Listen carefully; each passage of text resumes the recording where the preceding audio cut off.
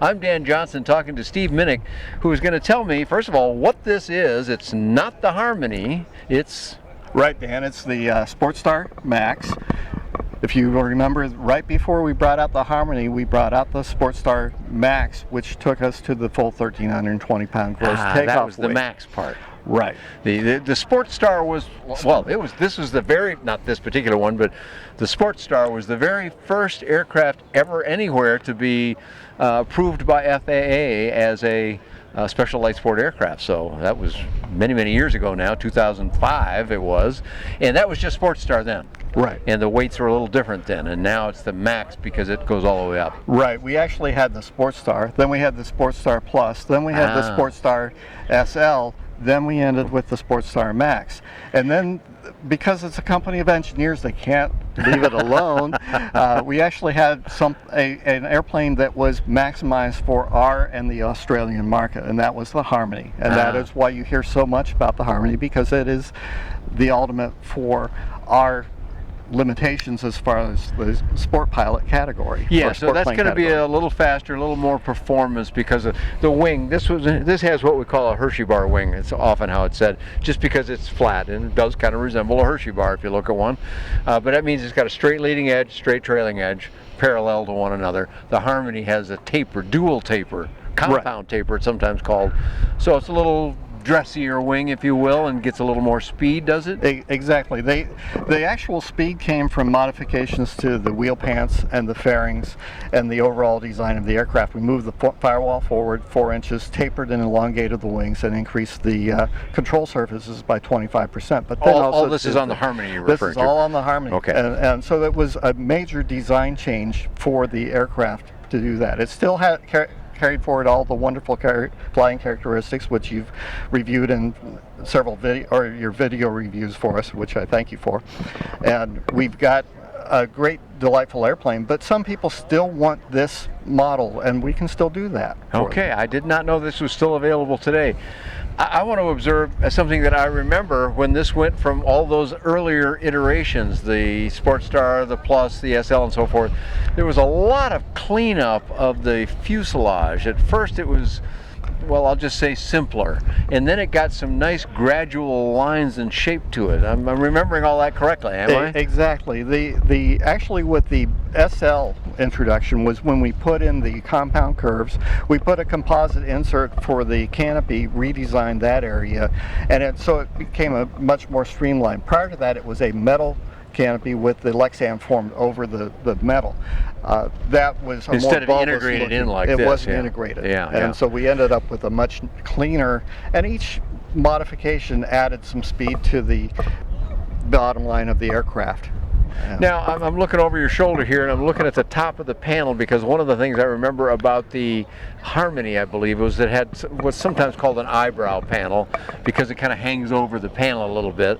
And it seems like a simple thing, but it actually makes the panel a lot more readable, and it looks like this has that feature now too on it as well. Exactly. This one is set up like all of our day-night VFR aircraft, that we have the eyebrow in, and it serves a dual purpose. One is to provide sun coverage or shade for your instruments to make them more readable, but it also prevents at night flying the image of the screens. These are glass paneled aircraft, and lit up panel can reflect off the screens. So that would give us a reverse experience. It can actually be quite distracting. Yes. So that prevents that. So that's a nice feature. Plus, one more thing. I see it's got handles up there, which in a low-wing airplane, once in a while when you're getting in the airplane, you need some other place to grab, and you've got a grab point. Exactly. Again, a thing that may seem stupid like cup holders or whatever, but you know, when you get in an airplane, you find these little touches valuable.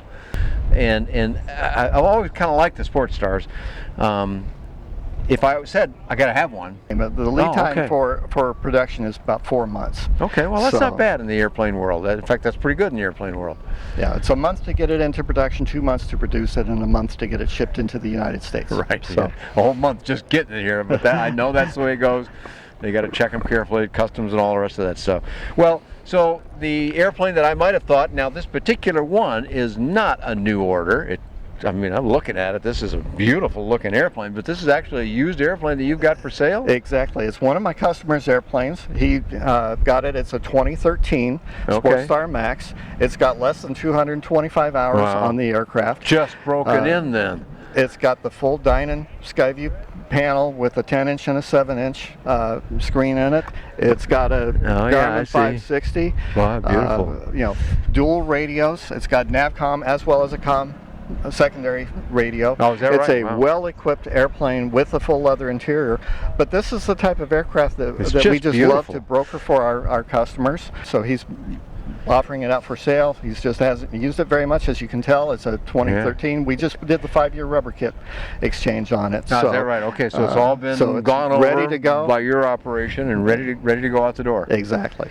And is that a part of your business now? I mean, I know you sell new airplanes, of course, and that's what we always tend to talk to you about, but that was true back in 2005. There weren't any used ones, but now there are quite a few, and if they're like this, I mean, I can't tell if they're brand new. No, I don't see any wear points or scratches or. This is really nice. He must have kept it very well. He's kept it beautifully. We detailed it out some when before we were bringing it down here. We just happened to time it out right that we finished the service on it close to when we could bring it down for him. So, and he graciously offered to let us display it here at the show. Oh, great. So it does show one other portion of our business. It's a small portion because they just don't stay on the market that long.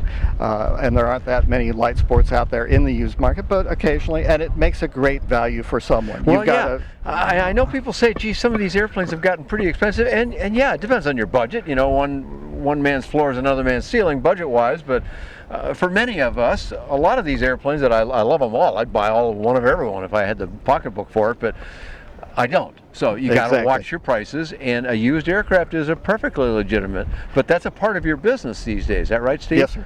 Yeah. All right. Yeah, we need to offer that to our folks. One, people have confidence because they know we're the factory representatives, we know the aircraft, so that when we work through it, and so our name's behind it, so to speak. So if somebody says, you know, I got to have one of these, I may not be quick enough to get this particular one, which is a beauty, but there's probably another one just about as good or as good. Where do we find you on the web? And give us a phone number too, so we can get a hold of you rapidly to find that out. Sure.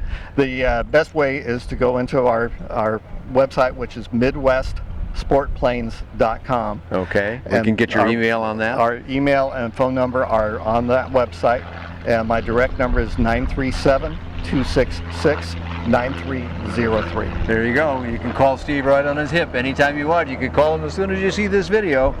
I'm telling you, if you wanted to buy a used airplane, this looks like a mighty fine choice to me, because Evektor's had a nice run in the USA. There's quite a few of them out. Coverage of all the Evektors through the years, all those models of SportStar that Steve mentioned earlier, as well as the Harmony, and lots of other affordable aviation available on buydanjohnson.com. Thanks for joining Steve Minnick and myself here at DeLand Showcase. Thank you, Dan. Don't miss the 15th Annual Sport Aviation Expo at the Sebring Regional Airport, January 23 to 26, 2019. The Sport Aviation Expo provides the opportunity to review aircraft and do demo flights. The event features light sport aircraft and includes kit planes, powered parachutes, trikes, gyros, amphibians, drones, ultralights and electric-powered aircraft. With over 150 different aircraft on display, including the Evektor line of light sport aircraft. Sebring is a show where attendees can spend time talking to factory reps, checking out their dream plane, hanging out in the forums for the day, or just passing the time hangar flying with friends old and new. There's also a long list of great speakers with talks ranging from informative to inspirational. Again, the dates for the U.S. Sport Aviation Expo at Sebring Regional Airport are January 23 to 26, 2019. Look forward to seeing you there.